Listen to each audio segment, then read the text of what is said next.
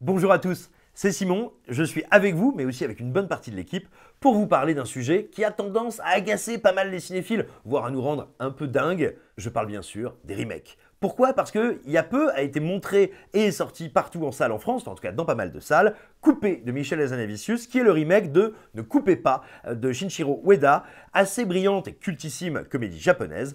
Et bah tout simplement ça nous a fait dire, parce qu'on a reçu le film on va dire de manière diverse au sein de l'équipe, on vous en a causé dans une précédente vidéo avec Geoffrey, ça nous a fait nous dire mais il y a quand même quelque chose à dire au sujet du concept même de remake. Et donc avec toute la rédaction, eh bien, on va vous partager quelques exemples de relecture, de réinterprétation de films qui nous ont semblé pertinentes, excitantes, stimulantes d'un point de vue artistique, d'un point de vue thématique ou même conceptuel, dirais-je. Alors voilà, c'est notre vidéo consacrée à comment c'est-il qu'on peut faire un bon remake.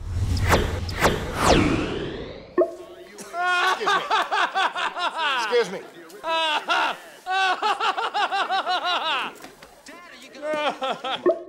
Et pour vous parler remake, de mon côté, j'ai envie de m'arrêter sur La Nuit des Morts Vivants. Parce que vous ne le savez peut-être pas, mais La Nuit des Morts Vivants, le film original de George Romero de 1968, a eu droit en 1990 à un remake réalisé par Tom Savini. Pour comprendre un petit peu les raisons de sa genèse, mais aussi pourquoi il est intéressant, il faut faire un tout petit peu d'histoire. En 1968, George Romero donc réalise La Nuit des Morts Vivants, qui est un choc énorme, un succès colossal, planétaire, partout où il sort. Mais son producteur de l'époque fait une énorme bourde en remplissant les copyrights du film. Conséquence, le film sort sur les écrans et tombe instantanément dans le domaine public. Ce qui va permettre à n'importe qui de l'exploiter sur grand écran, mais également d'en sortir des VHS, des DVD, des copies pirates, des Blu-ray, ce que vous voulez.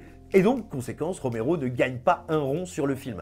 Et alors que lui va devenir une véritable légende, un des grands du cinéma d'horreur, ce qui sera aussi un peu sa malédiction, mais c'est une autre question, au fil des années, il se dit j'aimerais bien moi gagner un peu d'argent grâce à ce film qui a fait de moi un mythe. Et donc il dit produisons un remake, on va bien gagner un peu de sous. Et il va le confier à celui qui est le maquilleur de ces films, celui qui a inventé le look de ces zombies, Tom Savini. Et Tom Savini, il va faire un boulot absolument incroyable. On pouvait se dire, un spécialiste des effets spéciaux qui se lance dans la réalisation d'un film d'horreur, ça pourrait ressembler, par exemple, parce que c'était aussi le cas de The Blob, à un espèce de film complètement décomplexé qui part dans tous les sens, qui en plus, on est en 1990, va capitaliser sur l'héritage complètement furibard des années 80, très pop, glauque et dégénéré, dans le bon sens du terme. Eh bien pas du tout. Tom Savini va traiter son matériau avec énormément de respect. Pas un respect de musée poussiéreux où on regarde un tableau, on fait « Ah ouais, c'est bien !» Non, non, il va vraiment conserver tous les concepts de l'original, les traiter avec une grande intelligence, un sens du cadre, de la montée en pression très puissant. Il va mettre tout ça avec une photographie automnale mordorée qui, bien évidemment, tranche avec le noir et blanc originel, mais qui en fait une véritable relecture du coup. Et on est dans une atmosphère vraiment de pourrissement total qui n'est pas sans évoquer le cimetière des années 90, ce grand classique de vidéoclub, mais en bien meilleur. À côté de ça, oui, il s'y connaît un petit peu en effets spéciaux, le Tom, et donc même s'il ne met pas totalement l'accent dessus, il arrive à nous faire des séquences où il y a des effets, mais brillants, d'une finesse absolument gerbatoire et en même temps assez génial, et sur lesquels pour autant il ne s'attarde pas toujours, ce qui fait que le film est tout sauf un petit film de petit malin. Et au final, ça nous donne un long métrage qui est à la fois dans le respect total de l'œuvre originale, qui arrive à trouver plein de marques de décalage pour le conjuguer, le relire et en proposer une réinterprétation, et qui a en même temps une atmosphère particulièrement unique, singulière et je trouve très attachante. Alors est-ce qu'il est mieux que le film originel? Je vais pas faire un blasphème, évidemment que non. Le film originel, il a carrément inventé le zombie moderne, parce que c'est bien Romero qui sort le zombie du mythe vaudou, du pastiche haïtien, je veux dire du pastiche de cinéma, des mythes haïtiens, pour créer le mort-vivant. Ça c'est son invention, c'est un des rares monstres nés du 7e art, on peut pas lui retirer, évidemment pas. Pour autant, ce remake est un grand film oublié, est une décoction, une relecture, une réimagination d'un classique qui est incroyablement vivante et qui en plus à mon avis peut être un excellent marchepied pour tous ceux qui auraient un peu peur de se risquer à l'original de 1968 si par exemple ils ne sont pas habitués au cinéma au noir et blanc. C'est une première étape pour aller vers lui que je trouve extrêmement pertinente et encore une fois, c'est un film qui me touche énormément. Imaginez 2 secondes Arnold Schwarzenegger qui montre à James Cameron une comédie française avec Thierry Lhermitte. Eh bien ce visionnage improbable a fini par donner True Lies et c'est l'exemple parfait du remake qui fait passer la totale, l'œuvre originale dont il est tiré, pour un vulgaire brouillon en étant un meilleur film d'action, une meilleure comédie et en fait un meilleur film tout court. Mais ça c'est une évidence puisque de toute façon les deux films ne boxent pas du tout dans la même catégorie. D'un côté on a une production française de Claude Zidi à environ 50 millions de francs qui ressemble plutôt à un téléfilm correctement emballé. Et de l'autre on a un blockbuster de James Cameron à environ 120 millions de dollars qui verse généreusement dans la surenchère et le second degré. True Lies a pu se permettre d'aller beaucoup plus loin dans le sensationnalisme avec des explosions, des fusillades, les courses-poursuites et le dépaysement que le scénario original appelait mais ne pouvait tout simplement pas concrétiser. Après Thierry Lhermitte en James Bond du dimanche, on a donc droit à Arnold Schwarzenegger au sommet de sa gloire, qui bombe le torse, qui fait des regards pas contents, qui assomme des Doberman, qui esquive les balles, pilote un avion de chasse et torpille des terroristes après leur avoir cassé la gueule. Bref, c'est du grand spectacle d'espionnage international bourrin comme les aiment les années 90, mais pour faire une meilleure copie, James Cameron ne s'est pas contenté de reprendre les scènes de la totale et d'y injecter plus de fric et de muscles. L'autre plus-value du remake, c'est le fait de s'être recentré sur le cœur du film et le véritable enjeu du scénario, un mariage terne, une femme malheureuse et son mari qui tente de mettre du piment, ou plutôt de la dynamite, dans sa vie. Excite donc la soirée d'anniversaire avec les copains, la belle-mère et son amant, la gamine inutile, le fils rebelle qui fait de la moto dans les champs ou sa séquence de rap horriblement gênante. À la place, Hélène profite de plus d'attention et d'une écriture moins lisse et gauche que la version de Miu Miu, qui ne joue pas non plus dans la même cour que Jamie Lee Curtis. Le film s'intéresse vraiment à ses états d'âme, il enrichit sa caractérisation et lui laisse sa part d'action. James Cameron l'a également mise au centre de la séquence culte de son film, celle du striptease d'anthologie dans la chambre d'hôtel, qui est une réécriture plus à droite et intelligente de la tentative de viol conjugal très malaisante dans La Totale. Plutôt qu'une scène de fonction pour révéler la supercherie, Cameron en fait une scène culte et le pivot de la narration, durant laquelle le rapport de force s'inverse et où la soumission et l'humiliation laissent place à de la domination. Alors qu'elle s'en pensait absolument incapable, Hélène se lâche et libère un sex appeal, une sensualité et une assurance insoupçonnée qui surprennent autant son mari que les spectateurs qui découvrent cette facette de sa personnalité en même temps que lui. Le tout évidemment ponctué de touches humoristiques pour pencher entièrement vers le comique de situation. Le fait que la meilleure scène, la plus mémorable et la mieux pensée de True Lies ne soit pas dans l'original confirme que James Cameron n'a pas simplement pimpé et gonflé l'histoire à grands coups d'effets spéciaux, mais l'a tout simplement mieux comprise et racontée. Vous aimez Mary Poppins et la Panthère Rose, alors j'espère que vous connaissez Victor Victoria, une petite merveille musicale, mais pas que, avec Julie Andrews et réalisé par Blake Edwards. Victor Victoria est un parfait cas d'école du remake puisqu'il a été remaké plein de fois. C'était d'abord un film allemand de 1933. En 1934, remake en France sous le titre George et Georgette. En 1935, remake aux États-Unis sous le titre First Girl. En 1957, un remake en Allemagne. En 1975, un remake en Argentine. Et enfin, en 1982, un autre remake américain, celui avec Julie Andrews donc, qui se passe à Paris dans les années 30, mais où tout le monde parle anglais, donc c'est une sorte de best-of de toutes les versions et pour moi c'est un total classique qui a bercé mon enfance. Et non, je n'ai pas 45 ans. L'idée du film est géniale, c'est l'histoire d'une chanteuse sans le sou qui ne trouve aucun travail malgré sa superbe voix. Tout change le jour où, avec l'aide d'un ami lui aussi désespéré, elle commence à se travestir et monter un improbable mensonge.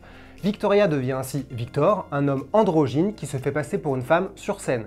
C'est le début d'un phénomène parisien, mais le mensonge va évidemment vite les dépasser. C'est donc un sketch sans fin, résumé dans une réplique du film. Une femme se faisant passer pour un homme, se faisant passer pour une femme.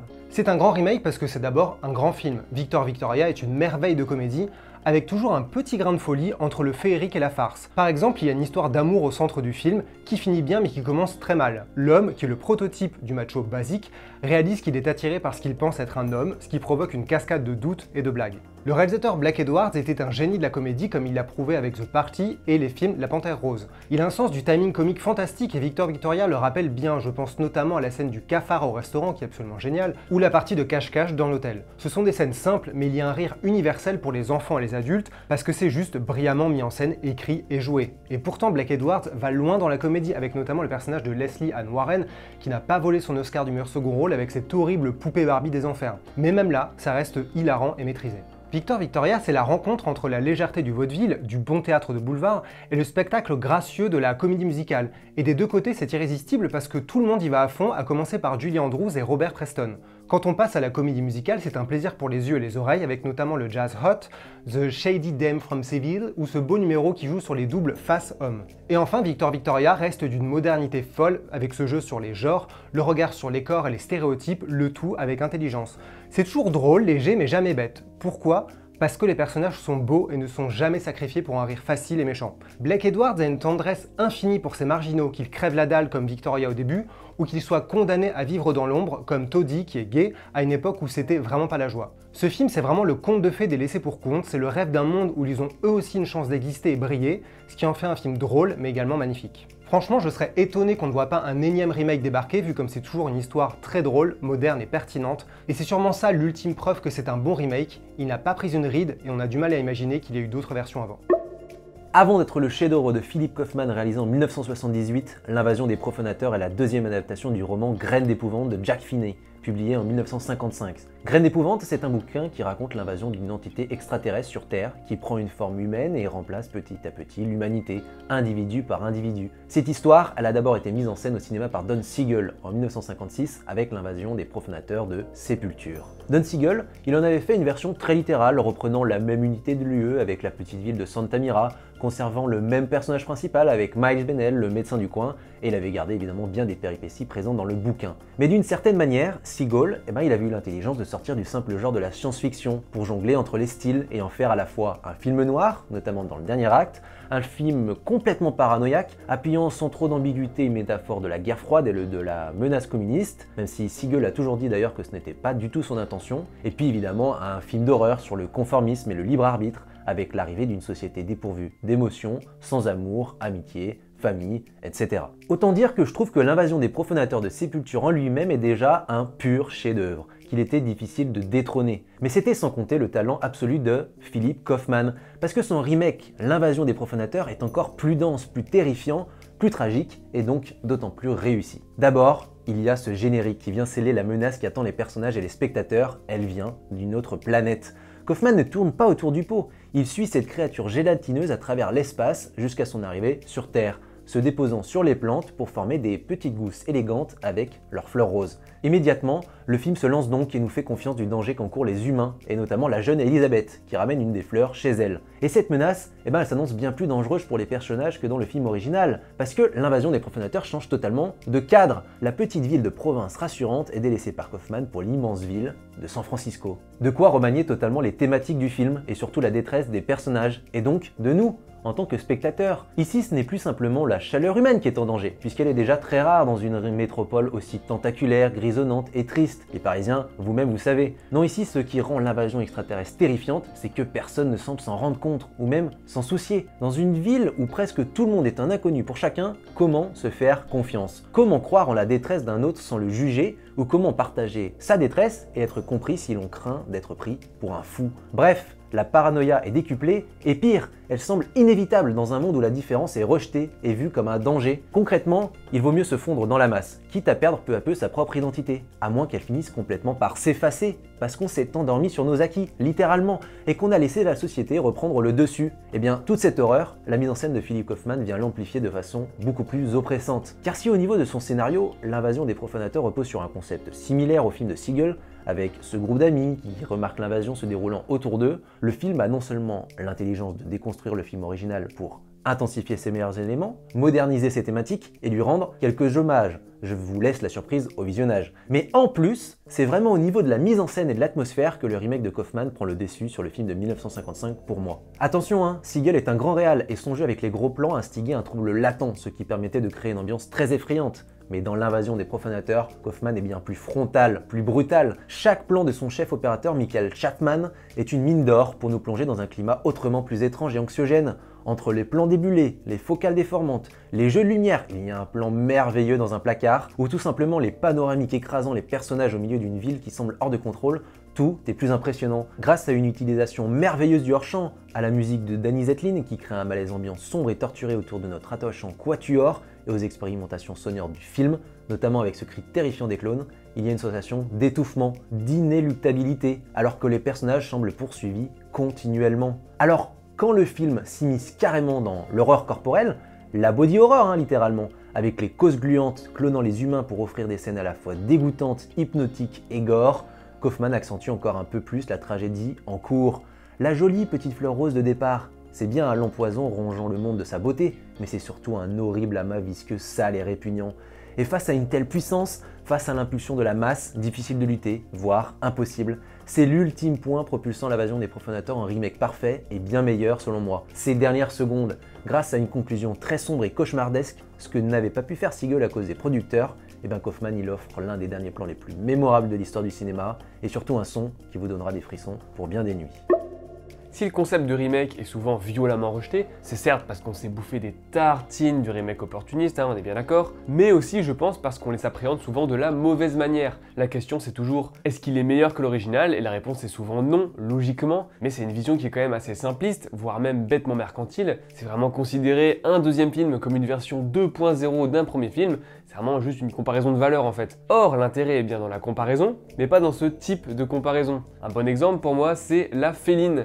C'est un film qui n'est pas très aimé, c'est même, je pense, l'un des films les moins aimés de la filmographie de Paul Schrader, et c'est principalement parce qu'il est le remake d'un des plus grands classiques du cinéma fantastique, signé par l'un des plus grands artisans, si ce n'est carrément le plus grand précurseur du cinéma d'épouvante à Hollywood, La Féline de Jacques Tourneur. Donc quand le remake est sorti, il a été reçu extrêmement fraîchement, pour le dire gentiment, et pour cause, il est bien évidemment bien moins novateur et flippant que le film de Tourneur. Il se rend coupable d'un plus grand péché encore, il reprend plus ou moins la même idée, mais il la traite complètement différemment. Bref, la presse a été assez mitigée et il souffre encore de sa réputation. Mais ça, c'est si on le voit comme une amélioration de l'original, alors que si on le voit comme une sorte de dérivé un peu chelou, il devient carrément fascinant. Blindé de défauts, bien sûr, mais vraiment fascinant. En effet, La Féline version Tourneur, qui est sortie en 1942 tout de même, est souvent considérée comme un cas d'école en ce qui concerne le fantastique, parce qu'il manie mieux que quiconque, avant tout, la suggestion. Tout est en hors-champ, dans l'ombre ou même dans l'imagination du spectateur. Pourquoi? Eh bien parce que ça raconte l'histoire d'une femme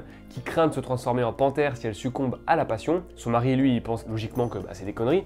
Sauf que le spectateur, lui, il sait qu'il regarde un film d'épouvante. Donc il sait que c'est probablement vrai, et c'est tout le concept de l'ironie dramatique. On a une longueur d'avance sur les personnages, et donc le moindre petit dialogue peut devenir terrifiant. Mais Schrader, il fait son film à une époque où la suggestion et l'ironie dramatique sont le moteur reconnu de dizaines de classiques de l'horreur déjà. Donc il se refuse d'imiter bêtement son prédécesseur, et il décide au contraire de tout montrer. Alors forcément le concept devient un peu kitsch, mais ça permet d'explorer une piste que le film de Tourneur ne faisait qu'effleurer, Code Hays oblige, qui est le sexe. La panthère devient officiellement une sorte de symbole d'une sexualité débridée, dont le personnage principal qui est joué par Nastasia Kinski est à la fois terrifié et fasciné, et que tout le monde autour d'elle veut neutraliser, ou du moins mettre en cage. Être beaucoup plus frontal, ça permet au film d'entretenir une ambiguïté très osée, parce qu'au-delà de la pratique du sexe en elle-même, il y a aussi la tentation de l'inceste, bref, des sujets que Tourneur n'aurait jamais pu traiter, mais qui rejoignent directement l'un des grands thèmes de Schrader, le rapport entre la sexualité et la morale, au sens carrément social du terme. Du coup, est-ce que le remake de La Féline est un chef-d'œuvre? Non. Mais il nous dévoile ce qui se trame dans les sombres recoins de l'original, et ça c'est quand même vachement bien pensé. Est-ce que, au-delà de toute considération qualitative de l'œuvre, un bon remake, c'est pas à la base juste un projet de cinéphile porté par un amour sincère envers d'autres films et la possibilité de les remanier? Si on serait tenté de dire oui, difficile de ne pas prendre pour exemple l'encyclopédie vivante du cinéma américain, à savoir Martin Scorsese. En 1992, le réalisateur de Taxi Driver s'attaque à un petit classique du thriller, Les Nerfs à vif de Jack Lee Thompson, sorti à l'origine en 1962. Le concept est ultra simple. Max Cady sort de prison après 14 ans de détention pour agression et viol sur mineurs et tient pour responsable son avocat, Sam Bowden, qui a volontairement caché certaines preuves pour envoyer le vilain monsieur en prison. Cady s'incruste donc petit à petit dans la vie de Bowden et menace sa famille au travers d'un habile jeu de manipulation qui empêche la police de décemment agir. L'idée de génie du film original, c'est qu'il confronte deux monstres sacrés du 7e art. On a d'un côté Robert Mitchum dans la peau de Cady, que Thompson exploite avec la même inquiétante bizarrerie que La Nuit du Chasseur. Et de l'autre, on a Gregory Peck dans le rôle de l'avocat, qui commençait déjà à se spécialiser dans les personnages d'hommes ultra intègres et droits dans leurs bottes. Et ce n'est d'ailleurs pas un hasard si l'acteur a joué un autre avocat en 1962, le mythique Atticus Finch dans le film Du silence et des ombres, pur fantasme de l'américain modèle qui combat le racisme par sa croyance indéfectible dans la Constitution.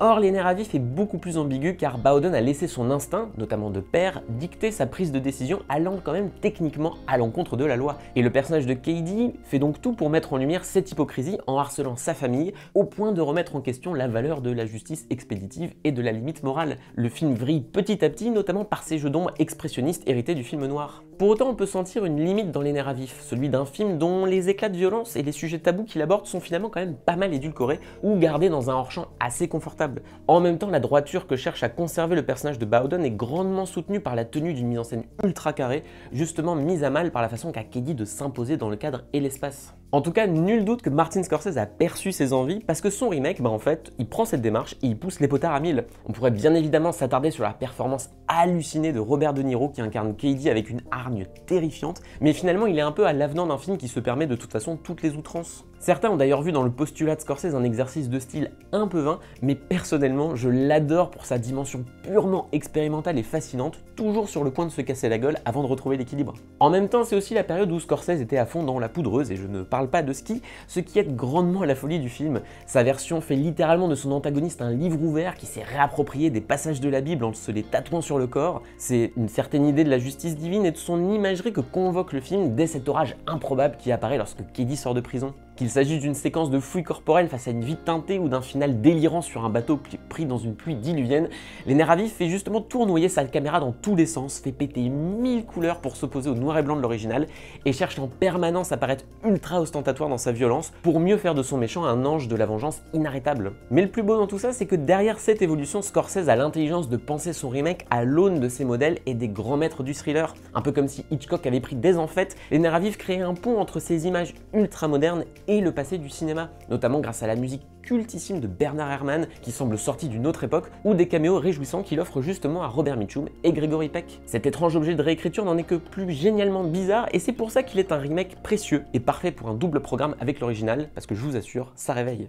Voilà, c'était notre petite vidéo collective sur ce qui fait selon nous les bons remakes. N'hésitez pas à la partager et à vous abonner à la chaîne YouTube d'Écran Large, mais sachez également que si vous le souhaitez, et le pouvez bien évidemment, le site Écran Large propose un abonnement payant qui nous permet d'être toujours plus autonome financièrement et donc moins dépendant de la publicité. Cela vous permet entre autres d'avoir un accès exclusif à plusieurs dossiers qu'on écrit chaque semaine sur des films qu'on aime et sur lesquels on porte une analyse approfondie. Récemment, j'ai notamment écrit sur la 36e chambre de Shaolin, le classique absolu du cinéma d'arts martiaux, et Simon s'est bien amusé à revenir sur Le corps et le fouet de Mario Bava qui fait passer 50 Shades of Grey pour le dernier petit ours brun. Le lien vers cet abonnement est dans la description, et quant à moi je vous laisse et je vous dis à bientôt pour de nouvelles aventures. Ciao!